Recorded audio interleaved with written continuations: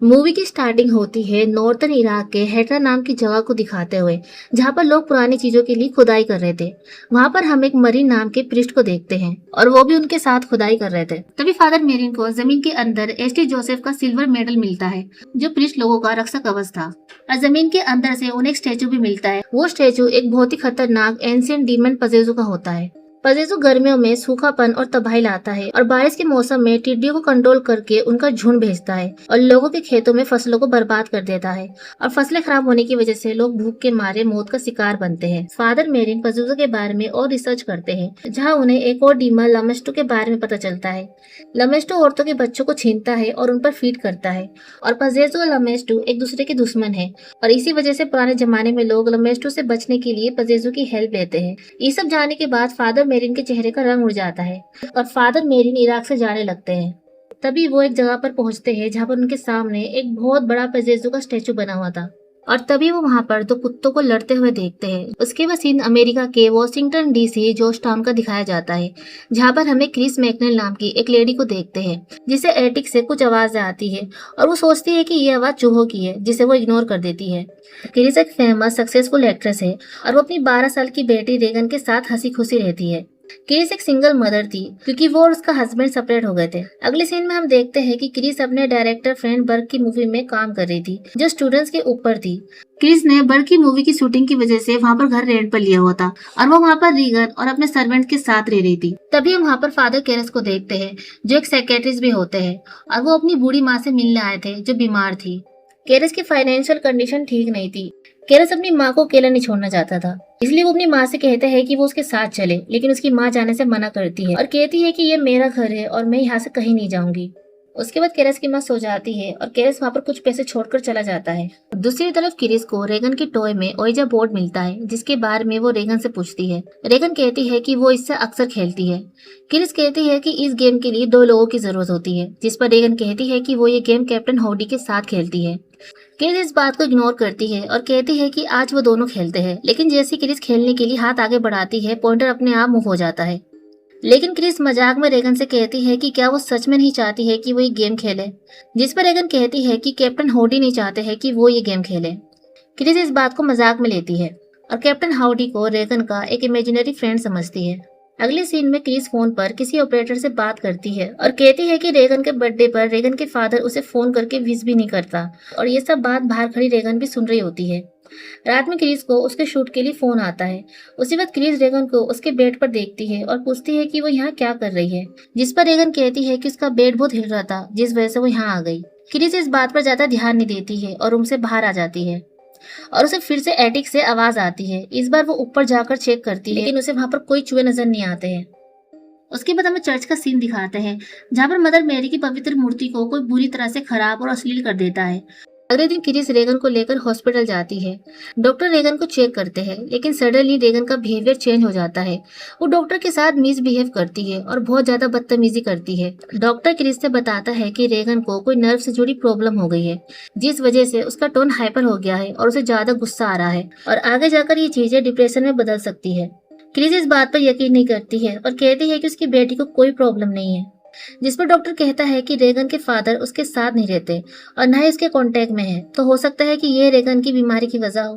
तो क्रिस कहती है कि क्या वो रेगन को साइकियाट्रिस्ट के पास ले जाए, जिस पर डॉक्टर कहता है कि वो 1-2 हफ्ते रुके, फिर देखते हैं कि वो क्या कर सकते हैं। दूसरी तरफ केरेस अपने अंकल के साथ मेंटल हॉस्पिटल अपनी माँ को देखने आता है, जहाँ उसकी माँ को एडमिट करा गया था। उसका अंकल कहता है कि उसकी माँ किसी डॉक्टर से इलाज नहीं करवा रही थी, इसलिए वो उसे इंजेक्शन लगाकर यहाँ लेकर आए, क्योंकि रेगुलर हॉस्पिटल उसे झेल नहीं सकता। एक्चुअली केरस की माँ के पैर में चोट लगी हुई थी। ऐसी जगह पर अपनी माँ को देखकर केरस को बहुत बुरा फील होता है, क्योंकि वो अपनी माँ का अच्छे से प्राइवेट हॉस्पिटल में इलाज करवाना चाहता था, लेकिन उसकी फाइनेंशियल कंडीशन ठीक नहीं थी, इसलिए वो चाहकर भी कुछ नहीं कर पा रहा था। केरस की मॉम मेंटल हॉस्पिटल में होने की वजह से टूट जाती है और अपने बेटे से नाराज होती है, क्योंकि उसे लगता है कि उसने उसे यहाँ एडमिट कराया है। केरस अपनी माँ से कहता है कि वो उसे घर ले जाएगा, लेकिन उसकी माँ उससे नाराज होती है और उसे वहाँ से जाने को कहती है। अपनी माँ की हालत देखकर केरस दुखी था, क्योंकि वो चाहकर भी अपनी माँ के लिए कुछ नहीं कर पा रहा था। और कुछ वक्त के बाद उसकी माँ मर जाती है और अपनी माँ की मौत की वजह से वो टूट जाता है और उसका भगवान के ऊपर से भरोसा कम हो जाता है। उसके बाद फादर केरस को एक सपना आता है, जिसमें उसकी बूढ़ी माँ न्यूयॉर्क के सबवे स्टेशन की सीढ़ियों के नीचे जा रही थी और अपने बेटे को आवाज दे रही थी, लेकिन केरस बेबस होकर उन्हें सिर्फ देख पा रहा था। और इस सपने से हमें ये दिखाया जाता है कि केरस चाहकर भी अपनी माँ की हेल्प नहीं कर पा रहा है। एक्चुअली केरस की माँ की डेथ हो चुकी थी। एक्चुअली फादर केरस को लगता था कि उन्होंने प्रिस्ट बनने के चक्कर में अपनी माँ को अकेला छोड़ दिया, जिससे उनकी तड़प तड़प कर मौत हो गई। इसी सपने के बीच में अचानक आसमान से एक चमकता हुआ सिल्वर मेडल धीरे धीरे नीचे गिरता हुआ दिखाई देता है और ये वही एस.टी. जोसेफ मेडल है जो मूवी की स्टार्टिंग में फादर मेरिन को खुदाई के दौरान मिला था। मेडल का गिरना हमें ये भी दिखाता है कि केरस का भगवान पर से भरोसा उठ रहा था। अगले सीन में क्रिस अपने घर में एक पार्टी रखती है जिसमें हाई-फाई लोग आते हैं। तभी वहाँ पर रेगन आती है और वो एक आदमी से कहती है कि वो ऊपर मरने वाला है। ये कहकर वो टॉयलेट कर लेती है और ये देखकर वहाँ पर मौजूद सभी लोग हैरान होते हैं। तभी क्रिस उसे वहाँ से ले जाती है और उसे नहलाकर उसे कमरे में सुलाकर वहाँ से जाने लगती है कि तभी उसे रेगन की चिल्लाने की आवाज आती है। क्रिस देखती है कि रेगन का बेड बहुत तेजी से हिल रहा था। क्रिस को समझ नहीं आता है कि ये क्या हो रहा है। अगली सुबह क्रिस रेगन को हॉस्पिटल लेकर जाती है और डॉक्टर उसके बहुत सारे टेस्ट करते हैं, लेकिन टेस्ट की सारी रिपोर्ट नॉर्मल होती है। डॉक्टर को समझ नहीं आ रहा था कि आखिर रेगन को हुआ क्या है। रेगन की हालत दिन ब दिन बिगड़ती जा रही थी और डॉक्टर को कुछ समझ नहीं आ रहा था कि उसके साथ हुआ क्या है। रेगन अपने सर को ऊपर नीचे पटक रही थी और वो अपनी मॉम से कहती है कि वो उसे बचा ले। उसी बार रेगन पजेस हो जाती है और डॉक्टर पर अटैक करती है और आदमी की आवाज में डॉक्टर से कहती है कि वो रेगन से दूर रहे, वो उसकी है। और ये कहकर वो गंदी हरकतें करती है, जिसे देखकर क्रिस और बाकी सब हैरान थे। वो चीज रेगन को चोट पहुंचाती है। क्रिस अपनी बेटी की चाह कर भी मदद नहीं कर पा रही थी। तभी रेगन को कंट्रोल करने के लिए डॉक्टर उसे नींद का इंजेक्शन लगाते हैं। ये सब देखने के बाद क्रिस डॉक्टर से कहती है कि उसकी बेटी को कोई मेंटल प्रॉब्लम नहीं लग रही है, लेकिन डॉक्टर्स का अभी भी यही मानना था कि रेगन को दिमागी प्रॉब्लम है। इसलिए वो फिर से रेगन का बहुत सारे टेस्ट करते हैं, लेकिन इस बार भी रिपोर्ट नॉर्मल ही आती है। इसलिए डॉक्टर क्रिस को सलाह देते हैं कि अब उन्हें साइकेट्रिस्ट की जरूरत है। उसके बाद क्रिस घर वापस आती है और देखती है कि उसके घर की लाइट फ्लिकर कर रही है और उसी बात हम उसके पीछे उसी शैतान के फेस को देखते हैं। तभी क्रिस रेगन के रूम में जाती है। उसके रूम की खिड़की खुली थी और उसका कमरा बर्फ की तरह जम रहा था, लेकिन रेगन बिना ब्लैंकेट के सो रही थी। उसी वक्त क्रिस की असिस्टेंट घर आती है जो उसके साथ ही रहती थी। वो क्रिस से कहती है कि घर में बर्क आया था, इसलिए वो कुछ सामान लेने बाहर गई थी बर्क को रेगन के पास छोड़कर। उसी वक्त क्रिस को पता चलता है कि बर्क खिड़की से बाहर सीढ़ियों से गिरकर मर चुका है। उसकी गर्दन टूट गई थी और वो लगता है कि शायद नशे की वजह से ऐसा हुआ होगा। ये सुनकर क्रिस पूरी तरह से टूट जाती है। तभी उसी वक्त रेगन सीढ़ियों से उल्टी चलती हुई आती है और उसके मुंह से खून निकल रहा था। ये देखकर क्रिस चौंक जाती है। डॉक्टर और साइकेट्रिस्ट वहाँ आते हैं और रेगन से बात करने की कोशिश करते हैं। उसी बात तो फिर से पजेस हो जाती है और साइकेट्रिस्ट के मेन पार्ट को जोर से पकड़ती है, जिसके बाद डॉक्टर से छुड़वाते हैं।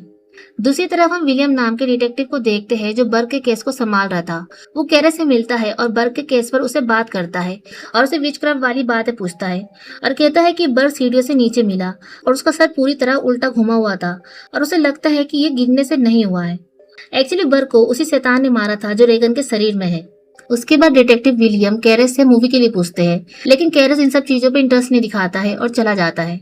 दूसरी तरफ रेगन की हरकतें देखकर किसी भी डॉक्टर को कुछ समझ नहीं आता है कि उसे हुआ क्या है, इसलिए वो क्रिस से रेगन को मेंटल असाइलम में एडमिट करने की बात करते हैं, लेकिन क्रिस कहती है कि वो रेगन को मेंटल असाइलम नहीं भेजेगी। डॉक्टर को अब समझ आ गया था कि रेगन को मेडिकल की नहीं अब किसी और चीज की जरूरत है और वो क्रिस को सलाह देते हैं कि वो रेगन को प्रिस्ट के पास ले जाए। उसके बाद विलियम क्रिस से मिलने जाता है और बर्क के बारे में बताता है कि ऐसा बहुत कम चांसेस है कि खिड़की के गिरने से उसकी गर्दन टूट जाए। वो बर्क की मौत को लेकर काफी कड़िया जोड़ता है कि वो कैसे मर सकता है और इसलिए वो क्रिस से कहता है कि उसे रेगन से बात करनी है क्योंकि बर्क उसके कमरे की खिड़की से गिरा था। क्रिस कहती है कि उस वक्त रेगन नींद में थी क्योंकि उसे नींद की दवा दी गई थी और उसे इस बारे में कुछ नहीं पता। उसी वक्त हम देखते हैं कि विलियम भी क्रिस का फैन था और वो क्रिस से ऑटोग्राफ लेकर वहां से चला जाता है। तभी क्रिस को रेगन की चिल्लाने की आवाज आती है। क्रिस कमरे में जाकर देखती है कि सामान यहाँ वहाँ उड़ रहा था और रेगन क्रूसीफिक्स से मास्टर बैटिंग कर रही थी। ये देखकर क्रिस हैरान थी और वो रेगन को रोकने की कोशिश कर रही थी। तभी उसे मारकर दूर फेंकती है। उसके सर्वेंट उसे बचाने आते हैं, लेकिन दरवाजा अपने आप बंद हो जाता है और उसके ऊपर फर्नीचर गिरने वाला होता है, लेकिन क्रिस उससे बच जाती है। तभी रेगन अपने सर को पीछे कर लेती है और क्रिस से बर्क की आवाज में कहती है कि उसकी कैरेक्टरलेस बेटी ने उसके साथ क्या किया।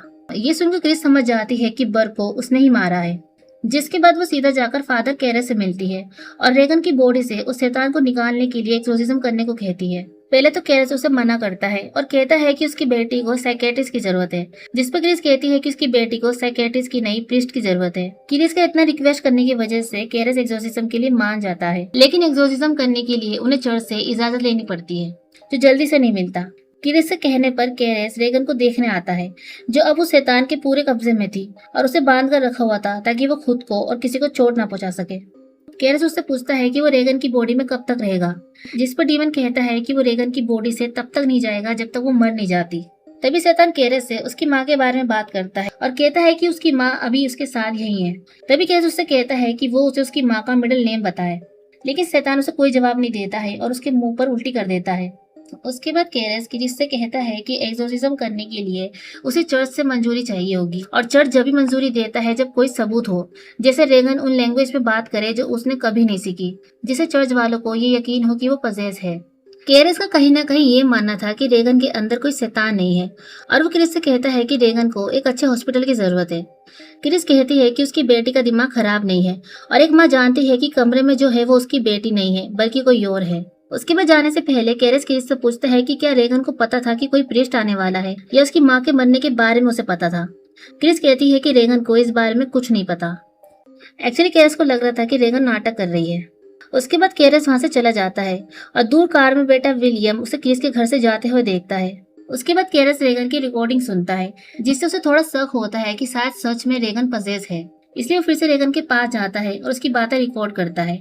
तभी केरस उस पर होली वाटर छिड़कता है, जिससे उसे काफी तकलीफ होती है और वो एक अजीब लैंग्वेज में बात करती है, जिसे वो रिकॉर्ड करता है। जिसके बाद केरस क्रिस से बताते हैं कि जो होली वाटर उसने रेगन पर छिड़का था वो नल का पानी था। इन सब चीजों से केरस को डाउट होता है कि रेगन सच में पजेस्ड है। उसी वक्त क्रिस केरस से बताती है कि रेगन ने ही बर्क को खिड़की से बाहर फेंककर उसे मारा है। उसके बाद केरस टेप पर रिकॉर्ड हुई लैंग्वेज के बारे में पता लगवाता है, जिससे उसे पता चलता है कि रेगन जो लैंग्वेज बोल रही थी वो इंग्लिश लैंग्वेज ही थी, जिसे वो रिवर्स में बोल रही थी। केरस घर जाकर उस रिकॉर्डिंग को ध्यान से सुनता है और रेगन रिकॉर्डिंग में फादर मेरिन का नाम ले रही थी, और फादर मेरिन वही थे जिसे हमने मूवी की स्टार्टिंग में देखा था। उसी वक्त क्रिस की असिस्टेंट उसे कॉल करके क्रिस के घर बुलाती है, और ये बात वो क्रिस को नहीं बताती है, और चुपके से केरस को रेगन के कमरे में लेकर आती है। उसका कमरा बर्फ की तरह जम रहा था। तभी वो केरस को रेगन का पेट दिखाती है, जिस पर हेल्प में लिखा हुआ था। ये देखकर वो चौंक गया था, और अब वो समझ चुका था कि रेगन सच में पजेस्ड है और उसके अंदर की रेगन उससे हेल्प मांग रही है। केरस एक्सोर्सिज्म के लिए चर्च से अप्रूवल लेने जाता है और चर्च को सारी बातें बताता है, जिससे केरस को एक्सोर्सिज्म करने की इजाजत मिल जाती है, और चर्च वाले उसे ये एक्सोर्सिज्म किसी अनुभव प्रीस्ट के साथ करने को कहते हैं, और वो इस एक्सोर्सिज्म को करने के लिए फादर मेरिन को भेजने की सोचते हैं, क्योंकि उसे एक्सोर्सिज्म का काफी अनुभव था। फादर मेरिन क्रिस के घर पर आते हैं, जहाँ पर केरस भी होता है। तभी उन्हें रेगन के कमरे से चिल्लाने की आवाजें आती है, और तभी फादर मेरिन उसी वक्त एक्सोर्सिज्म करने को कहते हैं। एक्सोर्सिज्म को स्टार्ट करने से पहले फादर मेरिन केरस को वार्न करते हैं कि वो शैतान झूठ और सच को मिलाकर उन पर हमला करेगा, इसलिए वो शैतान की कही हुई कोई बात पर ध्यान ना दे। उसके बाद वो दोनों एक्सोर्सिज्म करने के लिए रेगन के कमरे में जाते हैं। उसका कमरा बर्फ की तरह जम रहा था। फादर मेरिन एक्सोर्सिज्म को स्टार्ट करते हैं, और एक्सोर्सिज्म में केरस फादर मेरिन की हेल्प करता है। शैतान उन्हें अब्यूज करता है, लेकिन वो उस पर ध्यान नहीं देते हैं और एक्सोर्सिज्म जारी रखते हैं, जिससे शैतान को काफी तकलीफ होती है, और वो फादर मेरिन के चेहरे पर थूकता है और पूरे बेड को हवा में उठाता है।